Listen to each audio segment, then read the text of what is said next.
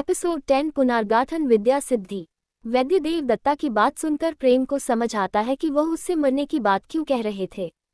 प्रेम ये तो जानता था कि उसे काफी चोट लगी है, लेकिन उसने यह नहीं सोचा था कि उसकी नाड़ियों की हालत इतनी खराब होगी। प्रेम वैद्य देव दत्ता से पूछता है, क्या इन नाड़ियों को ठीक करने का कोई उपाय है? अगर प्रेम अपने युग में होता तो प्रेम नाड़ियों को खुद ही ठीक कर लेता, लेकिन इस युग में प्रेम को ज्यादा कुछ नहीं पता था, इसीलिए प्रेम को वैद्य देव दत्ता से सहायता मांगने के सिवा और कोई रास्ता नहीं दिख रहा था।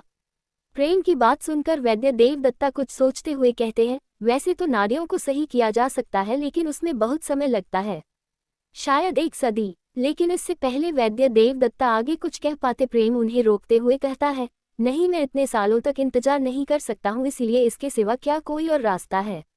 प्रेम की बात सुनकर वैद्य देव दत्ता फिर से कुछ सोचते हुए कहते हैं, हाँ, अगर तुम पुनर्गठन की विद्या सीख लेते हो तो तुम आराम से अपनी इस समस्या से छुटकारा पा लोगे, बल्कि तुम अपनी नाड़ियों को सही करने के साथ साथ अपने शरीर का भी नव निर्माण कर सकते हो।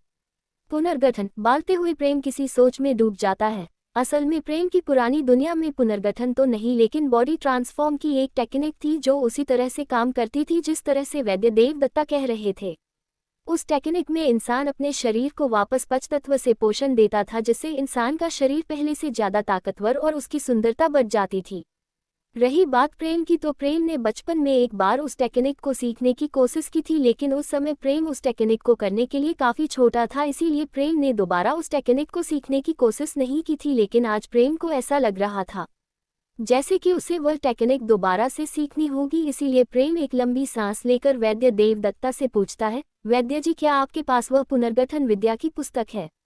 प्रेम के पूछने पर वैद्य देव दत्ता कुछ सोचते हुए कहते हैं, हाँ, मेरे पास उस विद्या की पुस्तक तो है, लेकिन क्या? वैद्य देव दत्ता के रुकते ही प्रेम उनसे पूछता है, जिसके जवाब में वैद्य देव दत्ता कहते हैं, असल में उस विद्या को सीखना बहुत कठिन है, इसी वजह से कोई भी पुनर्गठन विद्या को जल्दी नहीं सीखता है। इसी कारण से मेरे पास जो पुस्तक है उसमें आधी विद्या के बारे में लिखा है, जिससे पूरी विद्या को सीखना नामुमकिन है। वैद्य देव दत्ता की बात सुनकर प्रेम कुछ देर तक कुछ सोचता है, फिर वैद्य देव दत्ता से कहता है, वैद्य जी, कोई बात नहीं, आपके पास जो भी पुनर्गठन विद्या की पुस्तक है आप मुझे वही दे दीजिए। सारी बात पता चलने पर भी प्रेम को पुनर्गठन विद्या की अधूरी पुस्तक को मांगते हुए देखकर वैद्य देव दत्ता को बहुत गुस्सा आता है, लेकिन फिर भी वैद्य देव दत्ता खुद को शांत करते हुए पुनर्गठन विद्या की पुस्तक को लेने के लिए अंदर चले जाते हैं। कुछ ही देर में वैद्य देव दत्ता एक पुरानी पुस्तक लेकर आ जाते हैं। देखने में पुस्तक काफी पुरानी लग रही थी और उसके पन्ने पीले दिखाई दे रहे थे। वैद्य देव दत्ता पुस्तक को प्रेम की तरफ बढ़ाते हुए कहते हैं, ये लो, ये रही पुनर्गठन विद्या की पुस्तक। प्रेम वैद्य देव दत्ता से पुनर्गठन विद्या की पुस्तक लेकर उसे देखने लगता है। कुछ देर पुनर्गठन विद्या को पढ़ने के बाद प्रेम इधर उधर देखते हुए वैद्य देव दत्ता से पूछता है, वैद्य जी, क्या आप मेरा एक काम कर सकते हैं? क्या मुझे एकांत स्थान मिल सकता है? वैद्य देव दत्ता एक बंद कमरे की तरफ इशारा करते हुए कहते हैं, ये कमरा मेरा पुस्तकालय है, तुम इसमें जाकर पुनर्गठन विद्या को करने का प्रयत्न कर सकते हो। वैद्य देव दत्त का इशारा देखकर प्रेम बिना देर किए पुस्तकालय में चला जाता है और पुनर्गठन विद्या को सीखने की कोशिश करने लगता है। इधर प्रेम के अंदर जाते ही वैद्य देव दत्ता अगले मरीज को अंदर आने के लिए कहते हैं, जिसके बाद उनका एक शिष्य 2 लड़कियों को लेकर अंदर आता है।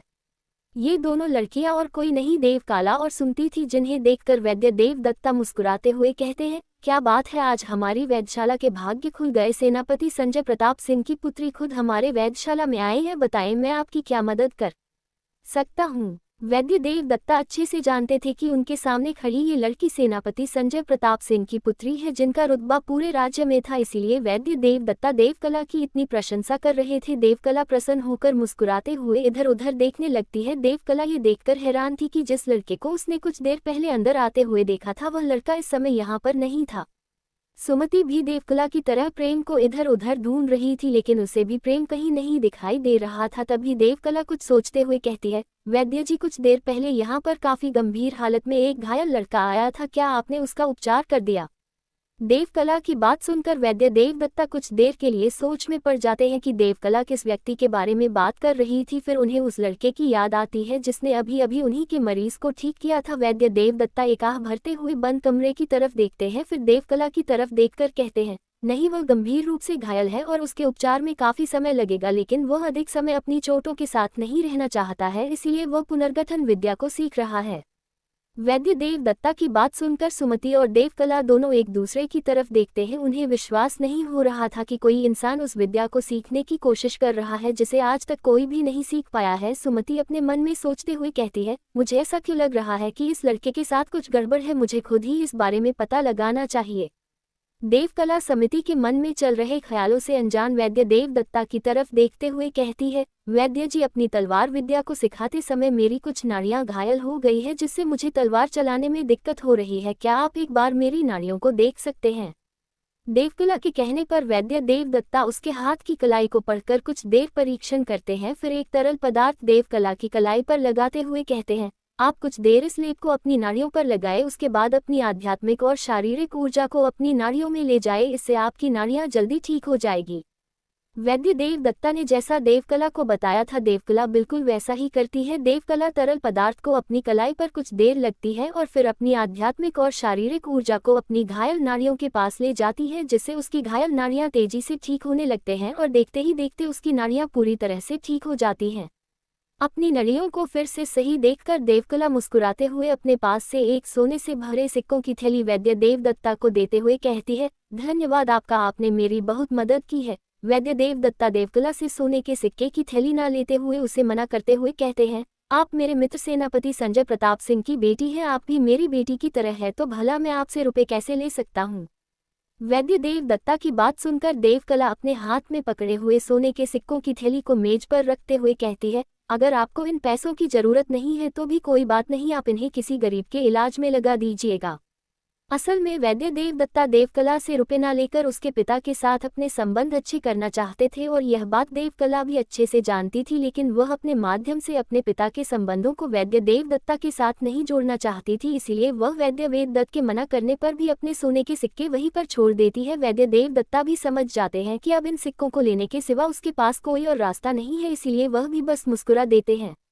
सुमति देवकला की तरफ देखते हुए उससे पूछती है, देवकला, क्या तुम्हारा काम हो गया? जिस पर देवकला अपना सर हाँ में हिला देती है, जिसके बाद सुमति कमरे से बाहर की तरफ देखते हुए कहती है, अब हम लोगों को चलना चाहिए, कल महाराज का जन्मदिन है, हमें उसकी भी तैयारी करनी है। सुमति की बात सुनकर देवकला भी मुस्कुराकर वैद्य देव दत्ता के कमरे से बाहर जाने लगती हैं। सुमति और देवकला ने अभी कुछ ही कदम लिए थे कि तभी किसी कमरे का दरवाजा खुलने की आवाज आती है। दोनों रुककर पीछे मुड़कर देखते हैं, जहां से एक लड़का बाहर की तरफ आ रहा था। उसका चेहरा बहुत खूबसूरत था, जिसे देखकर हर लड़की अपना दिल उस लड़के को देने के लिए तैयार हो जाती। इतने खूबसूरत और अच्छी काय के लड़के को वैद्य देव दत्ता के कमरे से बाहर आता हुआ देखकर देवकला और सुमति दोनों हैरान हो जाते हैं। देवकला सुमति दोनों एक दूसरे की तरफ देखकर वैद्य देव दत्ता के तरफ देखते हैं, इस उम्मीद से कि वैद्य देव दत्ता इस लड़के के बारे में उन्हें कुछ बताएंगे, लेकिन उनके चेहरे के भाव देखकर वह समझ जाते हैं कि उन्हें भी इस लड़के के बारे में कुछ नहीं पता था। उस खूबसूरत लड़के को देखकर कुछ देर तो उस कमरे में सन्नाटा रहता है, फिर देव दत्ता की कांपती हुई आवाज आती है, क्या तुमने उस विद्या को सीख लिया? जिस पर वह लड़का मुस्कुराते हुए अपना सर हाँ में हिला देता है। कमरे से जो खूबसूरत लड़का बाहर निकाला था वह और कोई नहीं बल्कि प्रेम था। प्रेम की बात सुनकर वैद्य देव दत्ता आश्चर्यचकित हो जाते हैं। उन्हें विश्वास नहीं हो रहा था कि कोई इंसान उस आधी अधूरी पुस्तक से ऐसी विद्या को सीख लेगा जिसे आज तक किसी ने नहीं सीखा था। वैद्य देव दत्ता के मुंह से विद्या सीखने की बात सुनकर देवकला और सुमति दोनों हैरान होकर एक दूसरे की तरफ देखने लगते हैं। वह समझ जाते हैं कि वह लड़का और कोई नहीं वही इंसान था जिसे कुछ देर पहले उन दोनों ने वैद्य देव दत्ता के पास भेजा था। प्रेम उन दो लड़कियों को जिन्होंने उसके साथ धोखा किया था उन्हें अपने सामने देखकर गुस्सा हो जाता है और उनके पास जाकर कहता है, मैं आप दोनों का शुक्रगुजार हूं कि आपने मुझे सही समय पर वैद्य जी के पास भेज दिया, वरना मैं कभी भी अपने उस घायल और कमजोर शरीर को छोड़कर इस नए शरीर को नहीं धारण कर पाता। प्रेम की बात सुनकर देवकला और सुमति दोनों के चेहरे शर्म से लाल हो जाते हैं और दोनों अपना सर नीचे करके खड़े हो जाते हैं। इसके बाद प्रेम वैद्य देव दत्ता की तरफ देखते हुए कहता है, वैद्य जी, आपने मेरी बहुत मदद की है, इसके बदले में मेरा ये छोटा सा तोहफा रख लीजिए। प्रेम वही सोने के सिक्के वैद्य जी को दे देता है जो उसे उस मरीज ने दिए थे जिसका इलाज प्रेम ने किया था।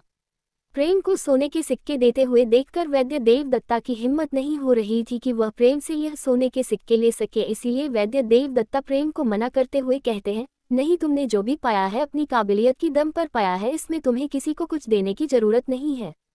To be continue. Subscribe to my YouTube channel story king 2.0। दोस्तों, हम यह स्टोरी अब अपलोड नहीं करागा।